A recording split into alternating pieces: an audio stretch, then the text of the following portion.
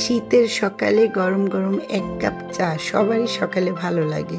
তো আমরা কিন্তু খেয়েছি। তো সানভি আর সানভির বাবা একটু দেরিতে উঠছে, এই জন্য ওরা খায়নি, ওদের দিয়ে নিলাম।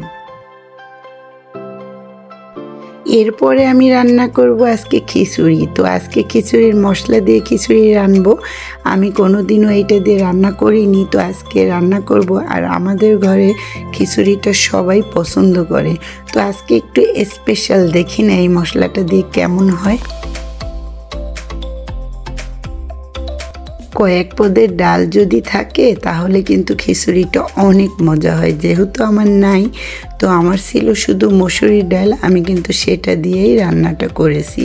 আর যেহেতু মশলাটা না পুড়ে যায়, এই জন্য কিন্তু একটু পানি দিয়ে তারপরে কিন্তু চালটা দিয়েছি। আর চাল বা ডাল তো আপনারা কিন্তু এইরকমও করতে পারেন যে একসাথে মাখাই দিলেও হবে।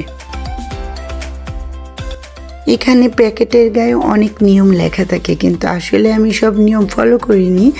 যেমন এক্সট্রা লবণ দিতে নিষেধ করেছে, আমি কিন্তু লবণটা দিয়েছি, মরিচ দিয়েছি এবং আমি আদা বাটা আর রসুন বাটা একটু দিয়েছি।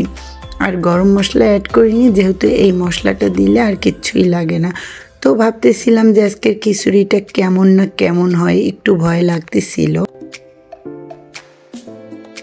গরম গরম খিচুড়িতে যদি হয় একটু ঘি, তাহলে কিন্তু আরও মজা হয়। কিন্তু ঘিটাও আমার ঘরে নাই, শেষ হয়ে গিয়েছে, আর কেনা হয়নি, এই জন্য আমি দিতে পারলাম না। ঘিটা দিলে একটু স্পেশাল বেশি সুন্দর হয়। আর এদিক থেকে আমি ডিম ভেজে নিব। আর কালকে রান্না করা মুরগির মাংস ছিল, ওইটা দিয়ে সবাই একটু খাবে, তো একটু ডিম ভেজে নিই। আর খিচুড়িটা আমার বাচ্চাদের এবং ওর বাবার খুবই পছন্দ। এইটা যদি সারাদিন দিই, ওরা সারাদিন খেয়ে ফেলবে। তো ডিমে কিন্তু আমি একটু আলু দিয়েছিলাম, তো আলুটা দেওয়ার কারণে দুটো ডিম দিছি। বড় হয়ে মনে হচ্ছে যে 4টা ডিম, আসলে এইটা কিন্তু আলুর যোগ্যতা, কারণ আলু দেওয়াতে কিন্তু ডিমটা অনেকটা মোটা হয়েছে। তো আপনারা এভাবে ভাজতে পারেন। আমি 5 ভাগ করে নিব, এই 5 ভাগ দিয়েই আমরা খাবো। আর একটু শীত শীত পড়েছে, এর ভিতরে কিন্তু খিচুড়িটা খুবই মজা। আর এখন যেহেতু ফ্যানটা কম চলতেছে, এই জন্য কিন্তু আমি ইন্ডাকশনে রান্না করতেছি, প্রায় গ্যাসে তেমন একটা করতেছি না, যেহেতু কারেন্ট বিল তো এখন একটু কম আসবে, এই জন্য। আর এরপরে আমি ওর বাবাকে খিচুড়িটা দিব, একটু ডেকোরেশন করে নিচ্ছি।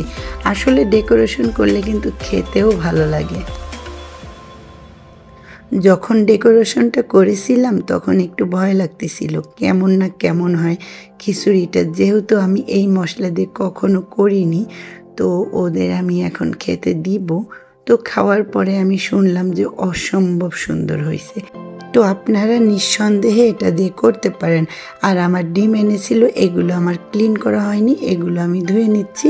তো আজকের ব্লগটি এই পর্যন্তই, সবাই ভালো থাকবেন।